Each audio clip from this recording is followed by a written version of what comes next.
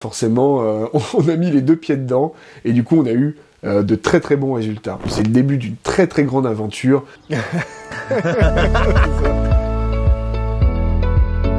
Bon, en tout cas, Romain, je suis très content que tu sois avec nous aujourd'hui. Pareil. Et on est très heureux que tu aies rejoint notre équipe. Et on se sent honoré et on est très enthousiaste de faire tout un tas de choses ensemble finalement. Déjà, rappelle-moi, tu habites où toi, Romain? Bah moi j'habite à Thomery, c'est dans le sud de la Seine-et-Marne, à côté de Fontainebleau. Un petit village de 3500 habitants à peu près. Un petit village, 3500 habitants, ouais, c'est déjà pas mal. C'est ouais. déjà pas mal. Et aujourd'hui, tu es dans l'immobilier, toi en fait, tu m'as dit depuis quelques... Ça fait combien de temps d'ailleurs que tu es dans l'immobilier? Ça fait 6 ans et demi. 6 ans et demi. Ouais. Bravo. Ouais. Parce que là, on parle de carrière. Hein. Passer 5 années, j'ai fait une partie de ma carrière dans l'immobilier. Ouais. Et qu'est-ce qui t'a amené à l'immobilier? C'est en achetant ma maison en fait et tout simplement j'avais vu des professionnels qui m'avaient, du coup, ils n'étaient pas forcément, ils m'avaient pas trop convaincu. Et à côté de ça, j'en ai vu des très très bons. Et celle qui m'avait vendu ma maison, elle était super. Et je me suis dit, c'est un super métier quand c'est bien fait. Et du coup, ça m'a attiré. Et moi, j'ai envie de faire ça. Voilà, un peu comme la personne qui m'avait vendu ma maison. En fait, si je comprends bien, Romain, tu étais client, donc tu étais consommateur acquéreur. Ouais, c'est ça. Et tu as été du coup en contact avec différents agents immobiliers. C'est ça. Certains t'ont surpris par leur manque peut-être d'investissement ou de professionnalisme. Ouais. Et d'autres t'ont séduit par justement une belle facette du métier bien exercée, c'est ça? Exactement. Je me suis dit, je veux faire ça, mais comme ceux qui m'ont donné envie. Et puis forcément pas les autres, quoi. Mais voilà. Mais du coup, ces autres-là, tu as dû leur shipper des parts de marché par la suite ou pas? Tu le sais, ça? Je sais pas où ils en sont. J'ai pas fait attention quand j'ai démarré, surtout que c'était sur le secteur où j'ai acheté ma maison finalement. Donc voilà, je sais même pas s'ils se souviennent de moi en tant qu'acquéreur finalement. Un grand classique en réalité, quoi. Et du coup, donc tu es dans l'immobilier depuis 6 années et demie. Ouais. Ce qui t'a inspiré au départ, donc si je comprends bien, c'est un agent immobilier qui faisait bien son métier. Mais comment, dans quel cadre, dans quel contexte tu as exercé le métier depuis 6 ans et demi? Dans quel contexte Est-ce que c'est un contexte de crise? Est-ce que c'est un contexte porteur? Est-ce que c'était difficile tes débuts? Et est-ce que tu avais quel statut d'ailleurs quand tu as démarré? Moi j'ai commencé en tant qu'agent commercial en micro-entreprise en fait, tout simplement.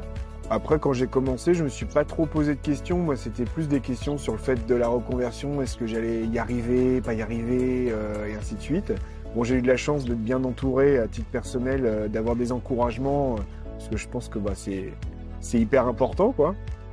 Donc, voilà, les gens, ils avaient confiance en moi, ils savent de quoi je suis capable ou quoi, donc ils m'ont laissé faire. Mais non, j'ai pas eu de difficultés, des doutes, ça j'en ai eu, mais après j'ai essayé de les mettre un petit peu de côté et puis de juste être dans l'action en permanence, quoi, d'être curieux, d'essayer d'apprendre des nouvelles choses, de me démarquer, voilà. Et puis après de fil en aiguille, je me suis fait mon petit chemin, je me suis fait mon identité dans le métier, quoi, et puis connaître auprès des gens de mon secteur, des confrères, des clients, des habitants de ma commune. Donc voilà, quoi. Eh ben, beaucoup de pépites dans ce que tu nous dévoiles là. Merci de cette rétrospective en tout cas. Et quand tu dis que tu étais agent commercial en micro-entreprise, est-ce que tu étais au sein d'un réseau d'agences traditionnelles, au sein d'un réseau de mandataires ou plutôt complètement indépendant? Voilà, c'est quoi ton environnement de travail en fait? J'étais mandataire dans un gros réseau en France, voilà, en tant qu'indépendant. Voilà, donc tu étais au sein d'un réseau. C'est ça. Avec une communauté, donc j'imagine, des outils, et donc, mais ce que tu nous dis là, de ce que je comprends, c'est que tu avais un entourage plutôt intime, proche, qui t'ont encouragé dans cette reconversion, c'est ça? Oui, c'est ça, ouais. C'est forcément quand j'avais mon autre métier avant, ça a été une grosse réflexion de changer. Mais il y avait un besoin fort et du coup, forcément, quand on change, même si j'étais très motivé, on se dit toujours, est-ce que je fais le bon choix? Est-ce que c'est la bonne direction? Est-ce que c'est le bon réseau? Est-ce que c'est la bonne équipe? Est-ce que c'est tout ça? Et puis voilà, je me suis posé les questions quelques jours et puis après, j'ai coupé j'ai coupé les circuits pour me concentrer sur le travail, pour que ce soit le moins anxiogène possible. Et puis ça s'est super bien passé. En fait, dans ce que tu nous dis là, j'ai l'impression qu'il y a eu pas mal de moments de doute, voire de peur, de crainte, d'interrogation. J'ai envie de te poser la question, parce que si tu es là, c'est que tu as réussi à aller plus loin que tes doutes, a priori beaucoup par l'action. Mais si tu devais donner un conseil à celles et ceux qui nous regardent pour gérer cette phase de doute, qu'est-ce que tu pourrais suggérer comme conseil? C'est d'être dans l'action, en fait, il n'y a pas trop d'alternatives, parce que quand on fait rien, on a peur, et en plus on n'a pas de résultats, et le manque de résultats confirme nos peurs. Alors du coup, moi je me suis dit, j'ai une petite phrase que j'aime bien, c'est on va pas souffrir deux fois.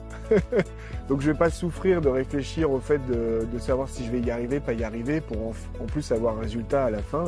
Donc je me dis, même quitte à ce que ça rate, entre guillemets, je vais tout donner, et puis finalement le fait de tout donner, ça donne du résultat, quoi.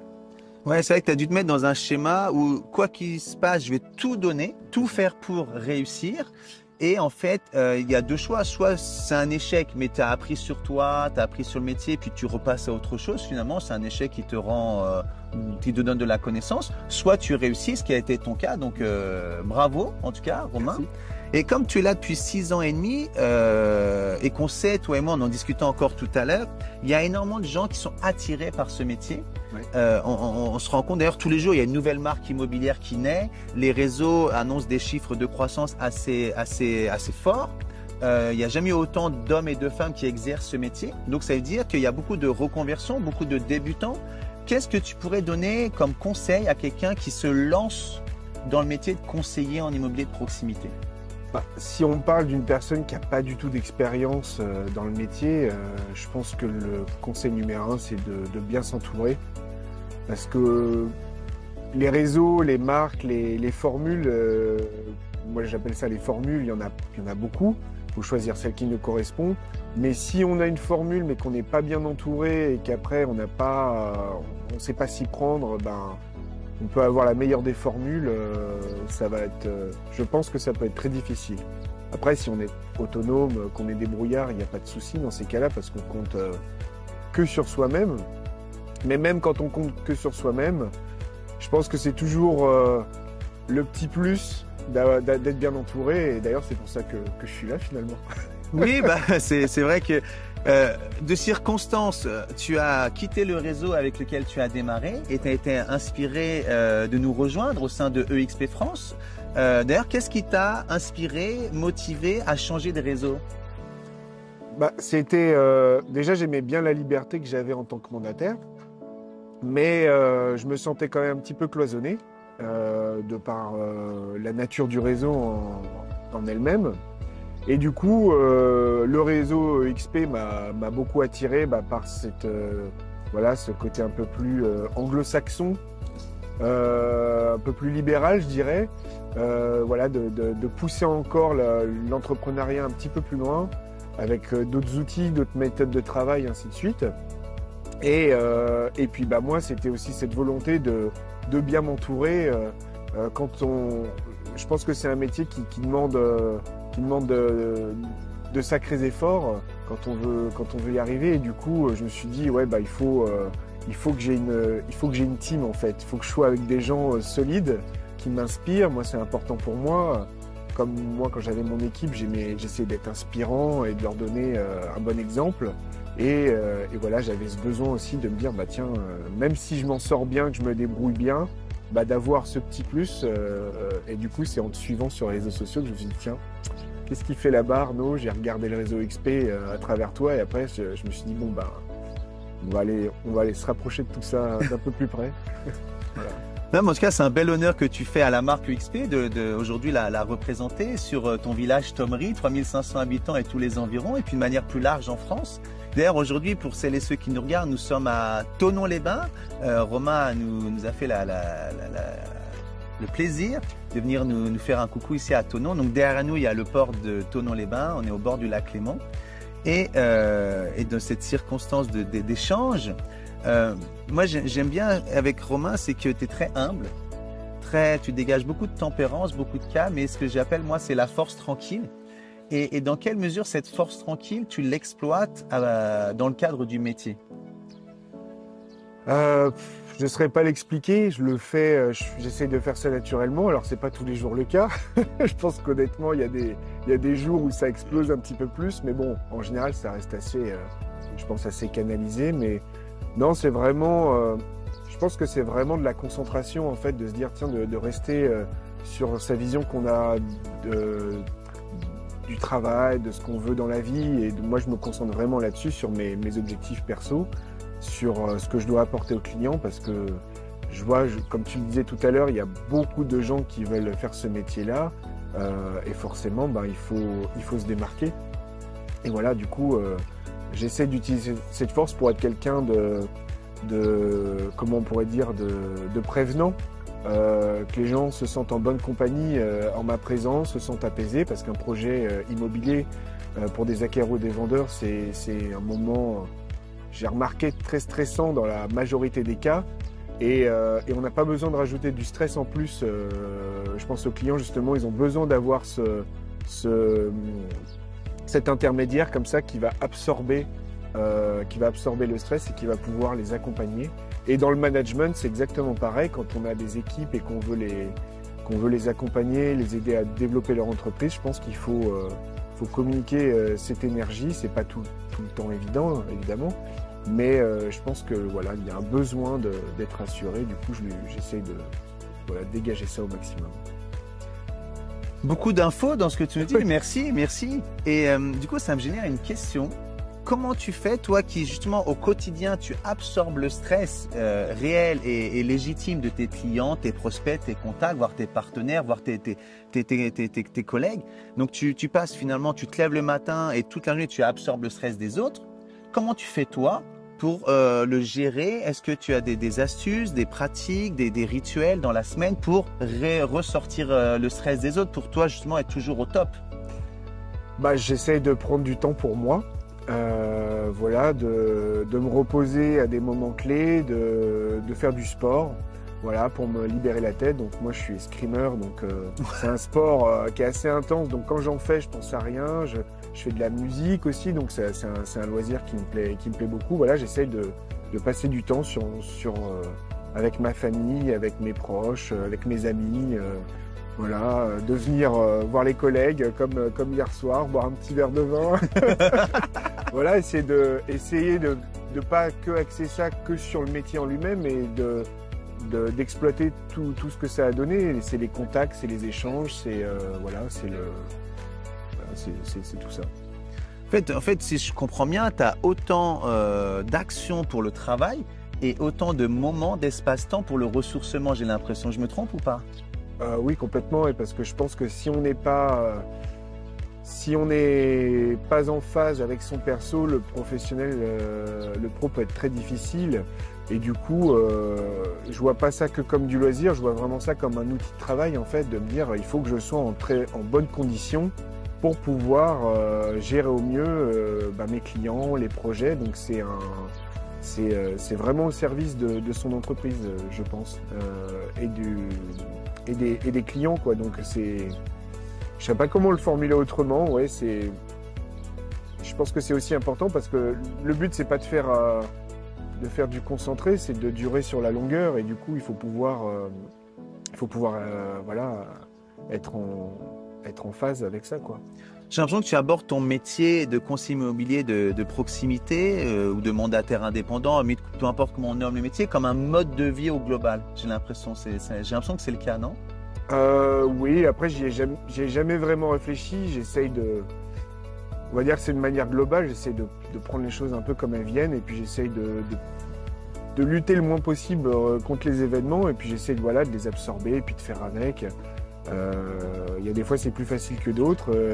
Même quand ça se passe super bien, on a toujours des remises en question, parce qu'après ça peut être de l'ordre du challenge.